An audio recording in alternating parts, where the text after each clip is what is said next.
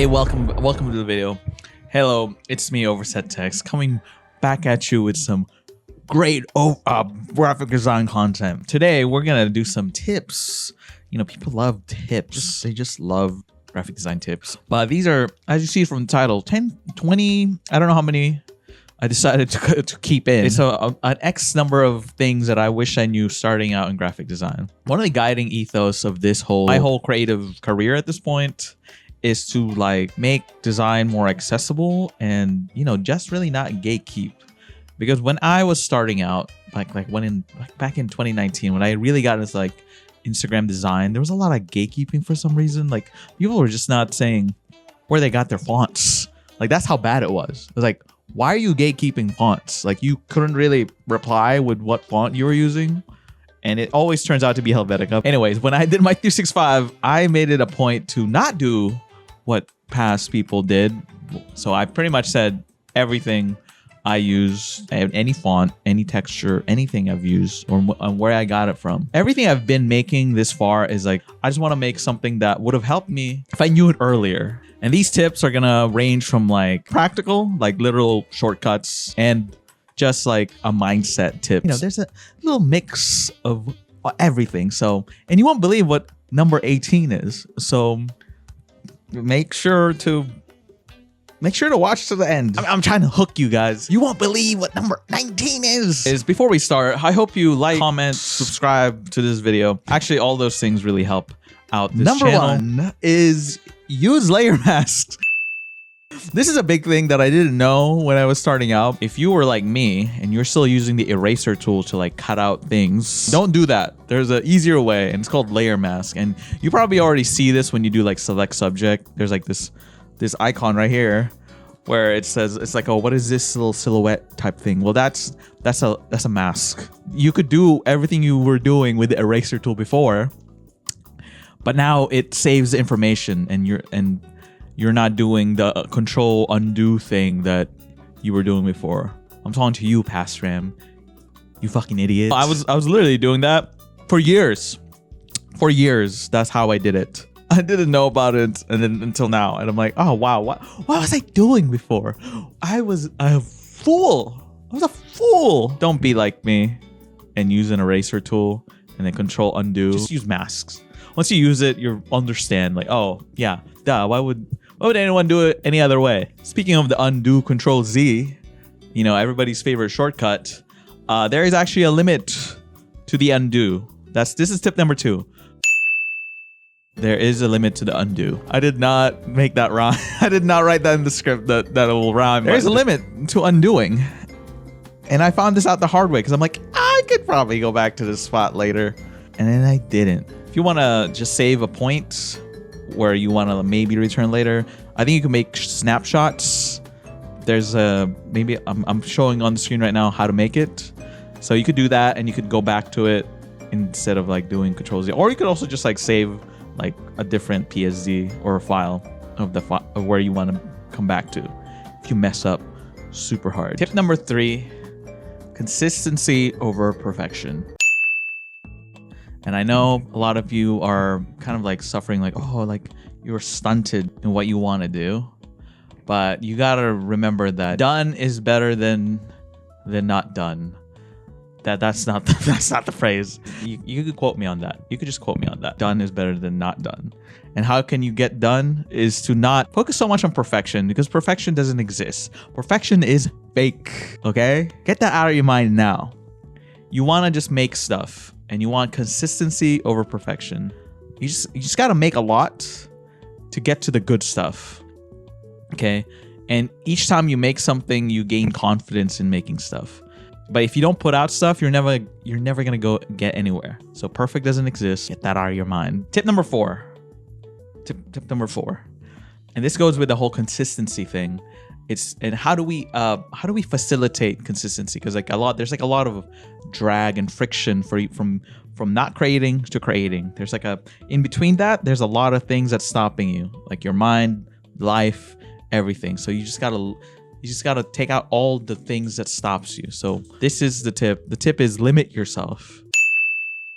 Give yourself a deadline. Give yourself a challenge. Only use certain fonts. When I did the 365, what was the most helpful was having a deadline. Yeah, human brains work like that, where it's like it feels the time that you need, or I don't know what the thing's called. There's like a law. Parkinson's law states that work expands to fill the time available for its completion.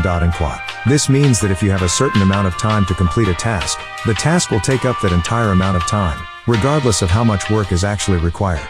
Like, remember when you had an essay due in 2 weeks and you didn't do it until like the day before and you managed to get that shit done? Basically that, but for your designs. But yeah, challenge yourself. Or usually also I also use like a certain amount of fonts that this is the reason why I don't use that many fonts, is because like I don't want to think about it. Like I just want to think about it. I just want to get to the stuff that I want to make. And then maybe later I'll change the font if I feel like it. But I just want to start and get to the point of creation. Tip number 5, you gotta schedule creativity time. And I know a lot of people go against this. It's like, oh, like I only want to make stuff when I'm inspired. I want to make stuff when I'm inspired. Like, yeah, well, it's kind of dumb. Because what if you never get inspired? What do you do then? So I like to like schedule time. Block out a space of time where you just make stuff. Making art is really important. You gotta like schedule that stuff. It's kind of like going to the gym. Like, I don't want to go to the gym, but each time I go to the gym, I feel better. I'm like, oh, I'm glad I did that. It's kind of like with art. Are you ever going to regret setting aside time to make stuff? You're not. Set aside some time to make stuff because you love it and you think it's fun. You got to make time for the things you love. Wow, that was too earnest, actually. Tip 6. Alt keys. Pressing Alt plus arrow keys will kern your words. And then Alt plus up, down will change the leading. That will just make kerning easier. You're welcome. Tip number 7. Be your own audience. Especially when you're starting out, be your own audience. This means make stuff that you like, that you genuinely like. Like, if you make stuff like following trends or what other people like, and you don't end up and if they don't like it and then you don't like it, nobody wins. So make stuff that at the very least you enjoy, because if nobody else likes it, at least you like it. Usually I make stuff that I like, and if nobody likes it, then it's a win for me. But if somebody else likes it, then it's a win-win. So make stuff you like. Tip number 7. Oh, fuck. Tip number 8, and this might seem contradictory from the last one. I can't help it. I'm a Gemini. Do one for yourself and then do one for your audience. This really applies if you really want to make this your job, especially in the social media hellscape that we live in. We gotta get some people's attention. Like, you have to maximize reach somehow, but also you don't want to sacrifice your whole entire artistic integrity. I did this a lot when I was doing my 365, especially once I figured out my style, but I also didn't want to doing the same thing. A lot of Instagram creators get into this trap where you gotta do the same thing over and over again. I get the same pressure too, where I want to give what the audience that I already have wants, but also I want to grow. It's kind of a weird balance between the two. There's a director that said this, that they would make their one big blockbuster to make the money, and then they would do their small art house film that got funded because of what they did with the blockbuster. Especially when you experiment, you get to the point where sometimes what you experimented with is a hit with everybody else, and then now you have another thing in your artistic arsenal that resonates with people. Yeah, do one for yourself, do one for your audience. If you want to survive in this hellscape, I'm trapped. Tip number 9. I don't know what to call this, but if you alt click on a thing, it covers the other thing. I don't know what to call it, but I use it all the time. That's the problem. I just, it's, you see it, you could do this with alt click on top of it. Don't know what it's called. I'm self-taught. I'm sorry. I don't know. I just found that out somehow. I don't know what the proper term is, but here's tip 9. Tip number 10. Always have a contract. And don't start working until you have a contract and a deposit. Well, that's just my personal rule, but at least always have something in writing when you're doing freelance work. And don't even think about working until you have a signed contract or at least the deposit in your account. Because a lot of people mess around with you and you're going to end up wasting your time if you don't have assurances that you're going to do something. And I know that's hard to say, but try to do it. I know it's hard for me too. This is actually a tip for myself right now. Ask for the deposit. Don't do anything until then.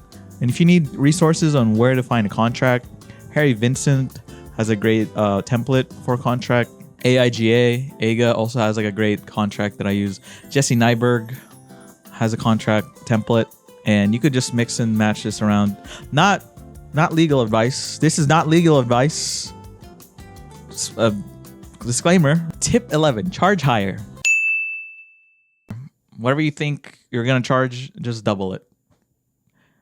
Pretty much. That's the tip. Tip number 12, make some friends. We're always posting on social media. We really forget the whole social part of it. So go out there and make some friends, you know. When I was like starting out, reached out to people that I enjoyed their work, and we would just DM. I go out there and like comment on people's stuff and genuinely try to make connections, and also ask for help. People in the community are pretty open to helping out. And if you could help somebody else, go help them. Like, we're all in a community, all out here trying to, you know, make it. What's that quote? Rising tides make boats rise. Make all boats rise. You know, for somebody who makes posters with like phrases, I'm very bad at remembering phrases. So, number 13. This might be a hot take, hot tip. Comparison is the thief of joy, but it is also a fuel for yourself. Just don't let it burn. What I mean by this is, you know, I know like comparison's like bad, and you don't want to be like, oh, how come I'm not as successful as that person? How come I'm not this or that? And there's like jealousy or envy. You feel it. We all feel it. I'm gonna be real. I usually just take that as a signal of where I could be, where can I improve? And what can I do to get to that point where that person is? But don't be too consumed about, don't be too focused, but use that as a signal of what you want to work on and what you really want to be. And this kind of goes back to the last tip. Maybe just ask that person how they got there. What did they do to get to that? How could I be like that person? And maybe they could give me some advice on how could be as good as them, or how could I be in the same position soon? And usually they might tell you. But anyways, use that as a signal. Use that as motivation to get better. Comparison isn't always a bad thing. I always kind of use it as like a fuel. You know, someone's got to tell me that I fell off. I needed that, you know. If you think you need a layer for later, just duplicate it. Okay, I've gotten into too many situations where I edited a layer too much, especially if it's a smart object, and then I just like, oh, I wish I could go back to the other one. You're just so deep into the file, you don't remember how you did something. Just duplicate a layer. Just also don't delete any layers. Just put it in a folder, put it in a group, and check mark it. That's tip 14. Tip 15, Control S. Okay, that's it. That's the tip. Control S. Just save it. Tip 16, nobody cares. This is the harsh truth, but nobody cares about what you do or post that much. Nobody cares as much as you think. The person that cares the most is you, because you think like, oh, this post is a flop. This post is a flop. Nobody cares. You know, you got to think of it like, oh, I was like, oh, nobody cares. And then instead of like, oh, nobody cares. Like this should be a freeing phrase for you. You're like, oh, nobody cares. So I could pretty much do whatever. Because I feel like we get stunted about like, oh, like, is this too weird of a post, or like, is anyone even gonna like it? Truly, nobody cares. They actually care more about your success than your failure. Honestly, nobody really cares that much, and that shouldn't stop you from the perceived caring of people. Shouldn't stop you from making art and posting it. So just nobody cares. It's good. It's good that nobody cares, because then you're free. You're free to make whatever. Tip 17. Back up your files. I use Google Drive. I actually back it up to a hard drive, and I also back it up to Google Drive. You could use Dropbox. You could use whatever. Just back it up. I get really paranoid, and I've heard some horror stories from friends. Just back it up. Like, honestly, you're gonna... Please do it. Number 18 is have a purpose. I'm a big fan of purpose. Just have like try to say something with your art, or think about really an objective that you want to achieve with your art, whether that be learning something new in Photoshop, or you want to say or convey something or a feeling, or you're just bored and you want to like stifle your boredom. That's a purpose, and you need something to drive you to make something, because sometimes you have no motivation. But if you are really compelled to say something or express something, it makes creation of whatever easier. So for me personally, my purpose or my mission, I think I've decided, is that I want to inspire people. I want to be so me that it inspires you to be so you. That makes sense. Like, I want to just have fun and make stuff, and hopefully that inspires you to go and make your own stuff. Okay? And if I could be my authentic and, you know, make like silly posters, that should be a signal to you that like, oh, if Ram could do this really silly stuff, I could probably make something. Make the content you want to see in the world. Maybe that's tip number 19. Or wait, what are we on? 18, sorry. 18. We're on 18. This probably is 18. Yeah. Tip number 18, have a purpose. Make content that you want to see. All right, tip number 19. And this is the most important one. And I might make a future video about this on its own. But it's the concept of creative momentum. And what is creative momentum? That is a good question, because I've just coined the phrase. I don't know if somebody else might have said this, but creative momentum, I'd like to say, is the opposite of creative burnout. Creative momentum, and all these tips that I've been saying, is like how you build creative momentum. You like build upon it slowly. If you're blocked or you're just burnt out, what you want to do is to start small. Like maybe create the file, and then maybe that day that's it, and then maybe the next day you make like one pixel. You make a pixel, you drop an image, and if you still don't feel like it, then you stop. And the next day, you're like, oh, okay, this is good. This is, see, like the scheduling, all the mindset stuff, all this stuff is all building to this. And then once you have that, you're like, oh, okay, this is easy. I can do this. And you get more confidence, and you just like, oh, now you're in the groove of things. Now you're making stuff. You're like, oh, wow, this is actually fun and easy. You want to build creative momentum. Once you have that momentum, you want to continue making art. You want to continue making stuff because you're like, oh, I'm on a roll. I want to keep going with it. You know, you just want to ride that momentum. I think that's what creative momentum is. But yeah, you just want to ride the momentum, build it slowly until you really get into a groove of things. Get that creative momentum going by using all these other tips. See how that ties neatly into a bow? Tip number 20, have fun. You know, you get with all these tips, and you know, with all these concepts, you got to go back to the basics of like, oh, I think making designs is fun. Don't lose sight of like that joy of creation. If it wasn't fun, then why are we doing it at all? You know, we don't make our best stuff when we're not having fun. It is work. It should be fun work as well. So that's the final tip, is have fun. Hopefully all these tips have been useful. Thanks for watching. That's been the video. If you like the video, please give it a like. Comment down below what you wish you knew earlier in your design career. What would you tell your younger self that would really help out their design career? Okay. Well, I'll see you in the next video. There might be, I'm like I said, I'm building my creative momentum. I've been really enjoying making these videos. So I'm gonna create the momentum. I'm still promising 1 video a month for now, but maybe, who knows? Maybe I'll make 2 a month, and then 3 a month, and then 4 a month, then 5 a month, and then what if I did a video every day? Wouldn't that be crazy? I don't know. Anyways, goodbye.